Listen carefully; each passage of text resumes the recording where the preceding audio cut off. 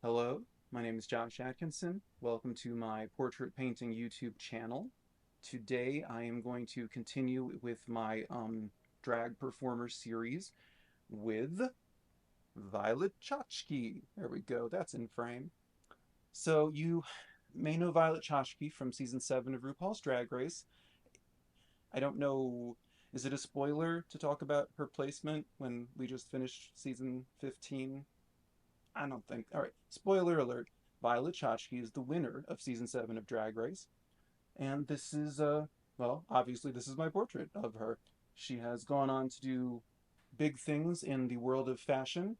I would name them, but I don't know the names of them. Designers, magazines, Vogue, probably. Anyway, let's start the time lapse. Okay, so I am starting with my Andrew Loomis circle thing that I only half understand. It situates the brow ridge, I guess. Of course, it's a little tricky when you're painting a drag queen because you are guesstimating where, for instance, Violet Chachki's brow ridge, anatomically speaking, is located because she has covered it with glue or Pros-Aide, foundation, powder. That's as much as I understand about how it's all done, and eyeshadow, of course. So yeah, I'm just placing her eyes and that I'm using a lot of dioxazine purple in this one. Uh, Before I painted drag queens, I probably spent 5 years going through a tube of purple oil paint. But now it shows up so often. It's hair, it's lipstick, it's eyeshadow. It's not just the complementary color of I don't know, a sunflower anymore. Now it gets its time in the sun. And of course, her name is Violet. This image is a still frame, or actually, well, it's an Instagram photo, Drag Race Facts. And then I do switch back to a still frame just because the close up didn't show the detail of her collar or her wig. So, anyway, um, yeah, this is from the night of her crowning. This is when she won. I was watching it live as it happened, and I've watched it several times since. I do tend to rewatch this show. It stays entertaining. So now I'm several hours later. Things have settled a little bit. Not dried, but just settled a little bit. And I get my smaller brushes and I start putting in um, the liquid liner and a bunch of other things. Another mystery with painting drag performers is, they've painted on the contour under their cheekbone or, well, in the proximity of where they want their cheekbone to be suggested.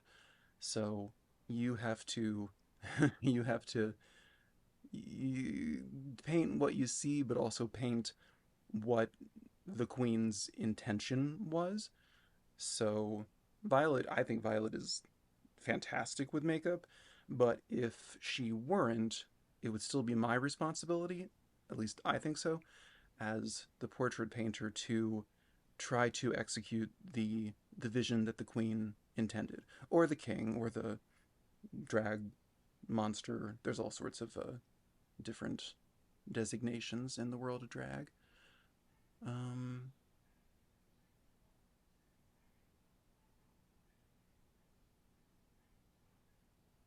so yeah, working more purple.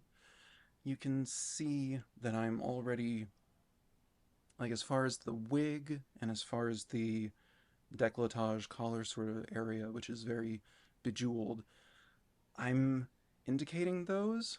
I'm progressively getting more and more precise with, for instance, the nose contour, the what do you call that? What do they call that? The cut crease that she's painted over her eyebrow, her own eyebrows, which do get thinner. Don't worry. Um, all of that gets much more precision, but things that are not in the focal point of the painting, I prefer to suggest them. I respect like photorealist painting. I think it's incredible and really admirable, but executing it doesn't really excite me. I prefer to work in this quasi alla prima way.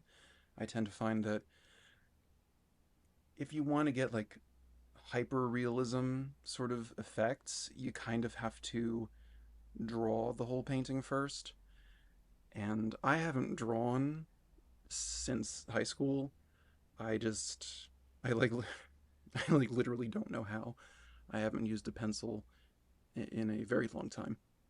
But so I prefer this more direct, wet on wet approach.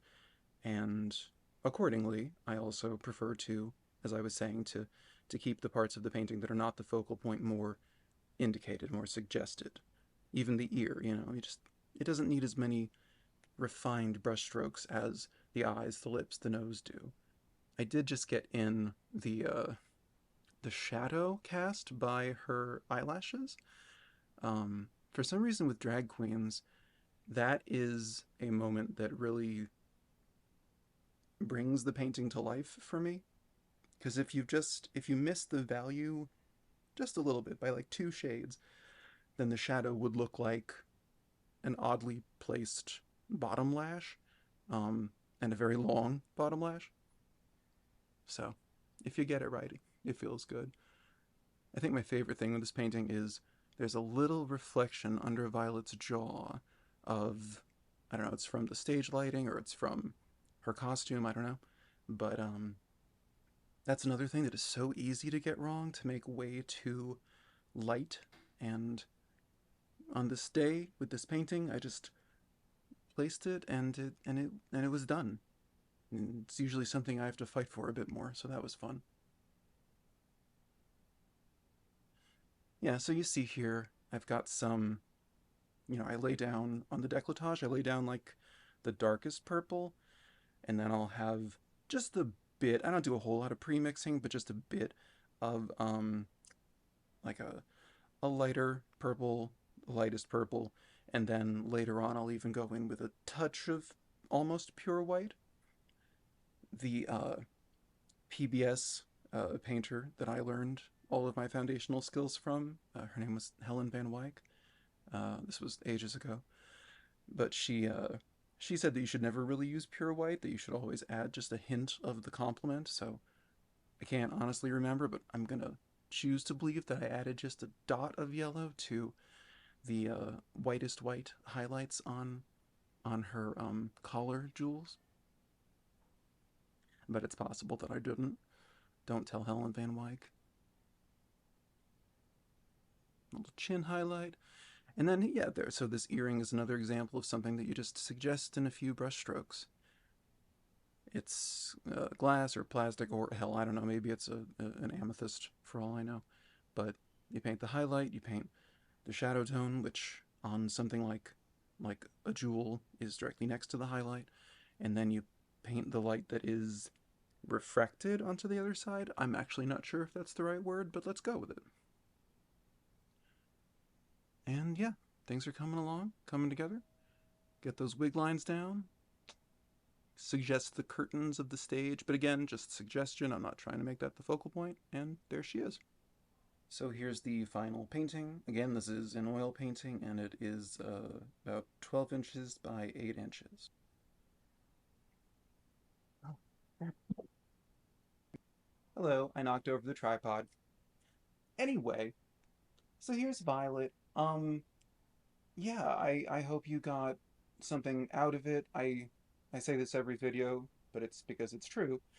I hesitate to call these tutorials because I don't want to make it sound like I invented oil painting or I invented painting drag queens. Although, I mean, I've done a fair amount, but I didn't invent it. So, I'm just gonna say that this is how I painted Violet. This is not the definitive way to paint Violet. I should be paying more attention to keeping her in frame.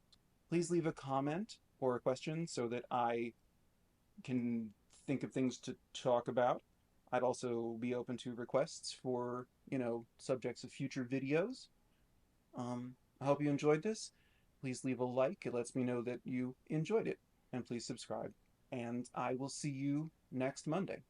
with something um, pretty different, but it's a good one. All right, bye.